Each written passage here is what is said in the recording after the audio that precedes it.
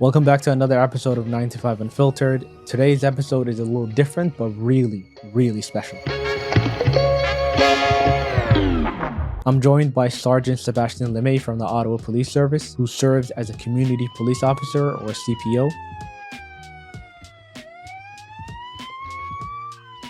This episode isn't about investigation or tactics. It's about people, connections, and what the community policing actually looks like. From his journey into policing to the challenges and rewards of community work, Sergeant Lemay shares insights that you don't often get to hear. All right, so I'm Sebastian. I'm a sergeant with the Central District Community Policing. I've been a police officer with Ottawa Police Service since 2009. So welcome to my office. This is a typical Ottawa Police Service cruiser.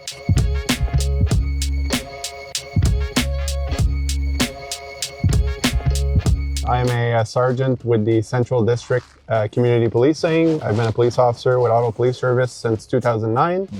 And it's with great pleasure that I serve the community here around Rideau Street, Byward Market, Centertown, and all those very active and fun neighborhoods. So welcome to my office. This is a typical Ottawa Police Service cruiser. Obviously has all the standard stuff of any vehicle, but a couple of special features are obviously our computer, where we either receive our calls for service or can send messages and communicate with fellow officers. Also have the map to guide us through this beautiful city. Nice. Obviously police radio right here. Right now we're on Central Channel, which is the typical channel that we use, but if ever there's a big call, then we might need to transfer. So obviously the transmitter is right here. We try not to hit that and clip it. Then our colleagues get concerned. There you go, okay. And the light controls right up here. So obviously all of our emergency lights are up there. We can hit a bunch of different sirens. And that's that. So different sirens mean different things? Yeah, so different sirens. The wail is the one that you'll typically hear when emergency vehicles are coming from a distance. Okay. And then as we approach closer to an intersection, it progressively goes like to a more, rapid kind of sequence. Yeah. And that's the way of really getting folks' attention as we arrive closer to an intersection. Nice. So as we all know, as emergency responders, we need to stop at a red light or a stop, make sure that it's safe to proceed. But then when we need to go to those emergency calls, we proceed when all the other cars have stopped and it's safe to do so. Nice.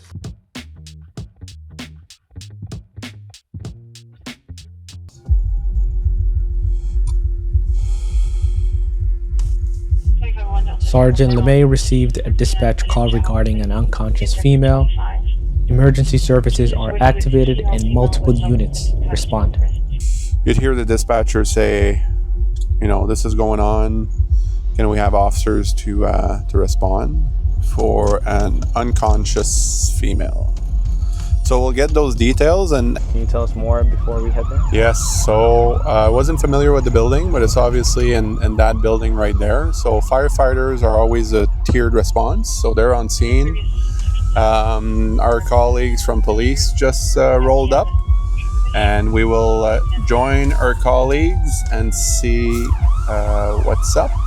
Firefighters arrive first as they are part of a tiered response, with the police officer and paramedic usually close behind. As we approach the scene, safety is a priority. We activated our lights, coordinated with colleagues, and prepared to assess the situation together, and I tagged along.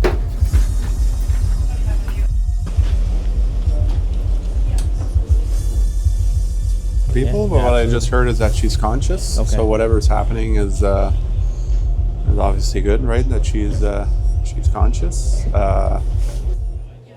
So everything looks under control. Yeah. We have one patrol officer at the desk there, just getting the particular details. Hey guys. How are you? Good, you? Police officers are gathering information from the paramedics as they assess and prepare for transport. Once the patient is medically checked and stable, crews begin to clear the scene, and before running to patrol, police officers complete a brief document documenting what they observed, our involvement, and by required by the law.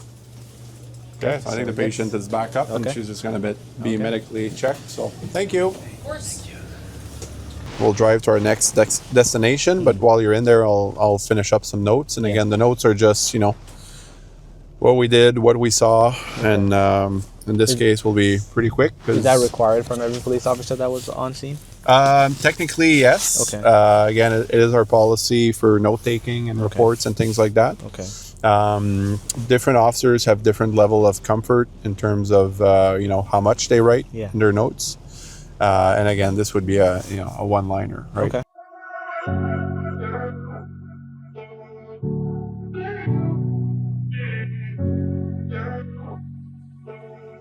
So, well, I'm always paying attention, obviously. As I said, I don't typically get dispatched to calls anymore because of my role. On the radio, officers are constantly listening. Not every transmission is an emergency, but prioritizing calls are clearly identified. Dispatch a call and then say, looking for officers to assist, right? Because in most circumstances where there is any type of risk or violence, we obviously don't want our members to be harmed. Okay.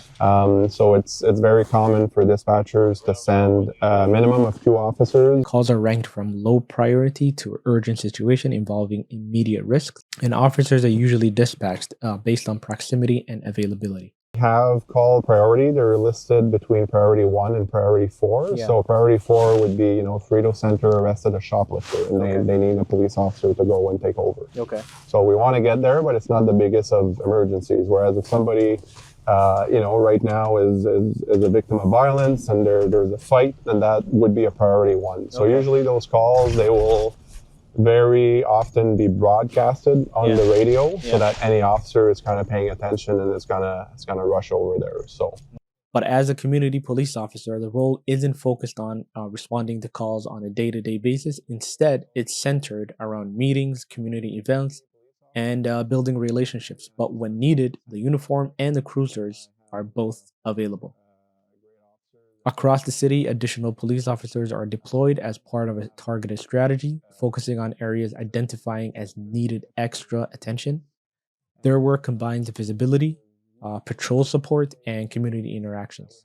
The last 5 minutes that we saw is exactly why I enjoy doing this so much. So saw some friends from the community engagement team, pulled up, and then had this random person who, appears to be street living, just came up, was super friendly, wanted to have a conversation. And I learned out more about this person who, I'd never met before, and told me about his experience, with the shelter system and what he was going through today. And overall, he seemed to be having a good day. So that's kind of me checking up on him and just kind of seeing, if he would have told me like I'm freezing cold, I could have redirected him to some of the, either shelters or places where he can warm up.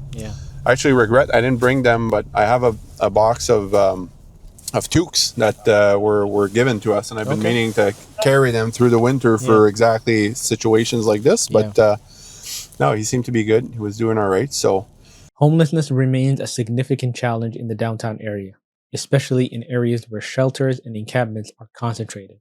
In winter conditions, the risks are immediate. Cold temperatures can be life-threatening. That reality adds urgency to every interaction and response that the police make. See somebody panhandling, which in the fashion that he's doing it right now is contrary to the Safe Streets Act. So you cannot panhandle on the roadway, close to vehicles. The Safe Streets Act also close to transit. So really, and we will get complaints about people, panhandling, and the legal way to panhandle, by the book is if you're standing on a sidewalk but not obstructing it, and you have your hands out and you're asking for change, right? That is almost technically the only way that one could panhandle legally. Then somebody who's asking for money could also like walk and ask for money, but they can't get in people's face and really like insist and stuff like that, right? There needs to be that, like, I ask, person says no or ignores me, I carry on, and that's it, right?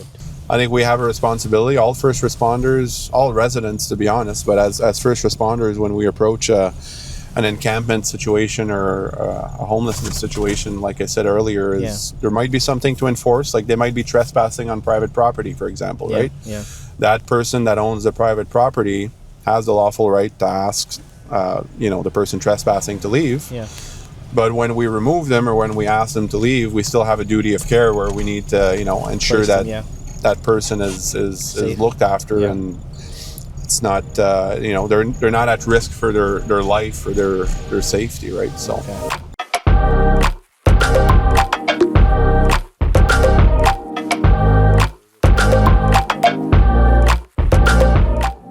And we are trying, as I mentioned earlier, to access a car wash and turn this dirty cruiser into a more appealing to the eye one.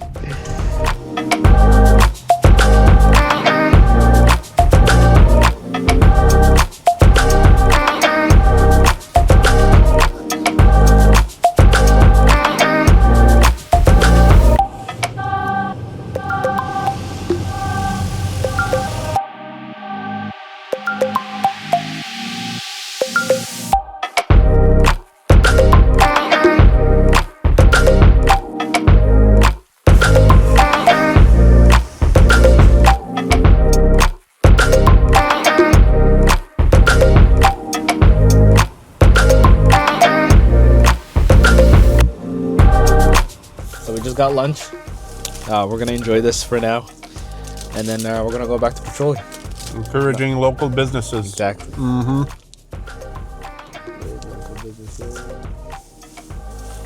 That's another thing that I really enjoy of the foot patrol is just saying hi to people. Yeah. And you can tell sometimes, like I've even had it, like I say hi because I like to say hi. Yeah. But because people see the uniform, hello. They're like, oh, am I in trouble? Yeah. Like this officer is talking to me. Like, what did I do? And I'm like, no, I'm just, what's up? So you were asking earlier about the split-second decisions. Yeah. So I think that's another thing that, we're more likely to have when we do foot patrol or bike patrol, as I was saying, because when you're driving around, like, I usually always drive with my windows down so I can hear and see and everything else, but you really don't hear or see as much. Okay.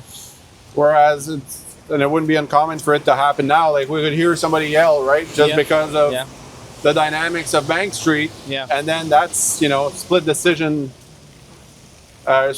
decision, because you got to figure out, okay, is this something that I need to act on? Is there anything, criminal or whatever? Or if that person yelling sees me as a uniform, might it risk of just aggravating them even more, right? Okay. And it might better to just kind of observe from a distance and let it happen. Yeah.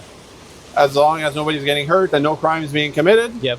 And then that person carries about their day, and there was a minor disturbance, yes, but it's resolved, right? Any CPO's prior connections help build trust, and even in brief encounters. Community policing doesn't follow a single format. It happens in all weather across seasons, on bikes in the summer, on foot in the winter, and wherever people gather. The goal is to stay the same: visibility, approachability, and understanding the context behind every interaction. Yeah, summertime, our team has almost systematically made it a point to always use our bicycles. Yeah. There's a bit of a safety concern. Okay. When you're by yourself on any street as a cyclist, obviously there's a greater risk. Yeah. So we always try to go out in pairs. Okay. So that was the only challenge of us being able to do it, is that all the community officers have their day-to-day meetings and activities and everything else. So what we were always trying to do is at least one day a week, like really plan it to be like the bike patrol day. Okay. No meetings, no commitments, just, visiting maybe hot spots or different locations. Yeah. And it's more frequent during the summer. Not every problem can be solved in the moment, but sometimes listening, checking in, and connecting someone back to the support service is enough. For officers on foot patrol, these are the encounters that define their work. Small moments that reflect our larger commitment to the community. You're all good, buddy? For the most part. Yeah, for the most part. Is everything okay? I'm not in trouble? No, you're not. I just recognized you. I think you were at 507 when I was serving breakfast last month. Yeah, Were you there? I might have been.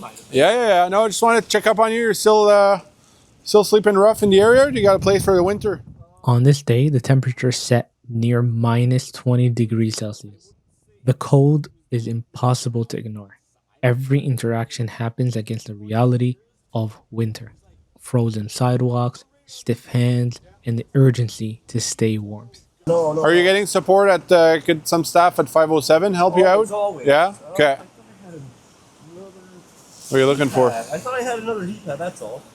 Oh, sorry, I don't have any on me. No. You'll probably flag anchor driving. There you go. Right on the other side. You're all set. Yeah. Okay, man. It's good to see you. It is what it is, though. I hope you have a good day. You too. Take care of the.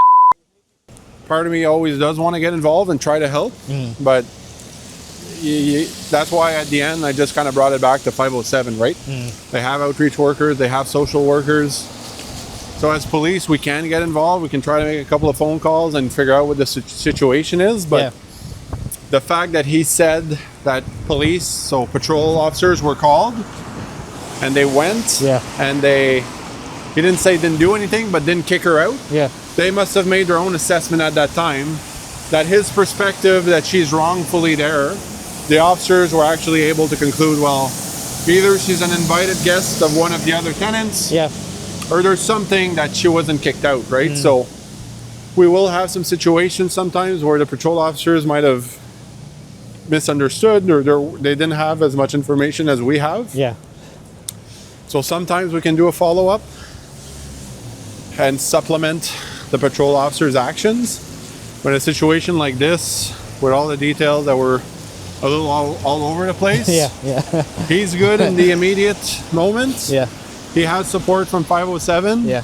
So we're carrying on, right? So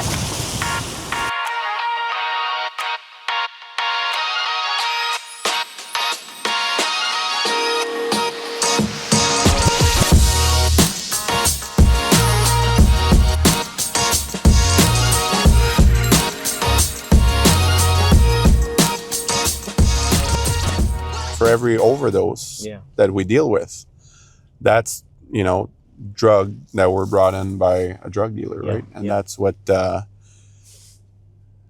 really the focus is on. So whether it be by surveillance, like we have officers sometimes that are undercover and that know some trends in terms of drug dealing, and that's how they do. Or we could see like an open hand transaction as the patrol officer drives by, but typically they tend to see us from a distance, right? So they put the drugs away and we don't necessarily have that contact with them. So Fentanyl is a powerful synthetic opioid. Medically, it's used in a controlled setting to treat severe pain. But on the street, it has become one of the leading causes of overdose deaths. Illicit fentanyl is often mixed in other drugs such as cocaine, crack, or counterfeit pills without the user's knowledge. Because it's extremely potent, even a very small amount can slow breathing to a point where the body no longer gets enough oxygen. So as far as I know, fentanyl is a pretty hard drug, and it tends to be laced with other drugs. So it'll be mixed with other drugs. So somebody might think that they're buying some crack cocaine and that's what they want to smoke, but as they smoke and they inhale it, because of the fentanyl that's mixed with it, that's what's really dangerous of causing an overdose. So this is not something that can be detected before inhaling it? So technically, yes. I don't know if it still exists, but there was a program where people could bring their drugs to be tested. And then they would be told, like, listen, there's a risk that you're going to overdose because the machine has identified fentanyl in this drug, or no, it's clean, there's no fentanyl, right?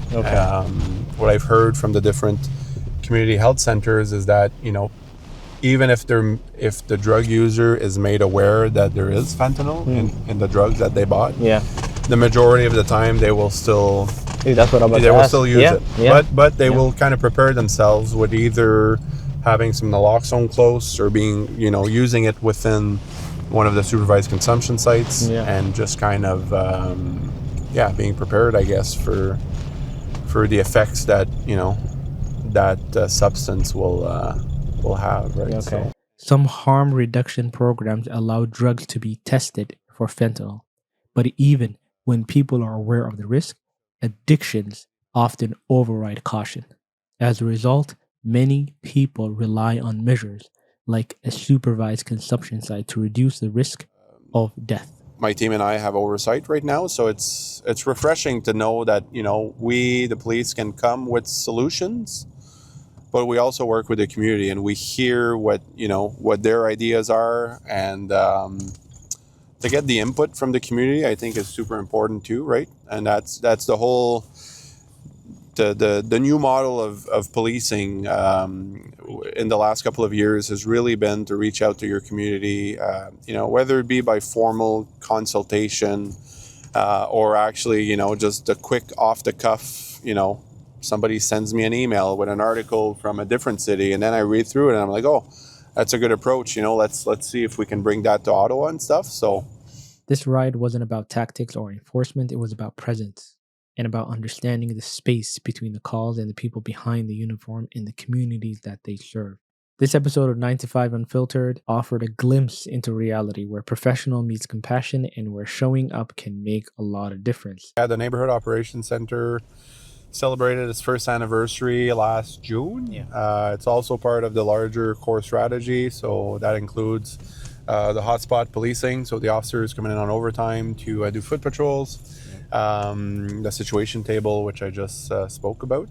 And again, we saw the space inside, so the first section when you come in is really communal space. Many city agencies have access, so paramedics, the community engagement team, which we met earlier, OC Transpo special constables, and City of Ottawa Public Works employees can pretty much swipe themselves in and use the space. We use it for meetings. We can store, like there's Narcan stored in there by the paramedics in case it's needed for replenishing of the vehicles. And then we do our best to make it as accessible to the public as we can. Absolutely. So we try to host a monthly open doors event with different thematics. The last one, we had Crime Prevention Week. We have them sometimes when it's a recruitment fair, and we really just let anybody can come in and speak with community police officers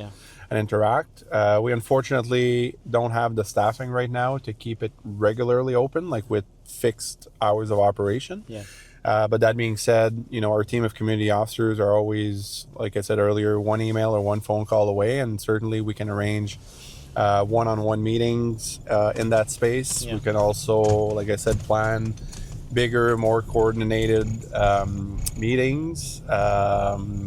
What else? Well, in the back section is the report room for the officers. So again, our officers, whether it be patrol or ourselves, are regularly there to write reports, photocopy notes, and things like that. So it is naturally bringing a flow of officers on foot that walk into the Neighbourhood Operations Center. Stay tuned in more episodes of 9 to 5 Unfiltered, more professionals, more perspectives, and more real conversations from people behind the 9 to 5. If you see Sergeant Lemay anywhere in the city, say hello and tell me you saw this video. Please share, subscribe, like, and let me know what you think of the video.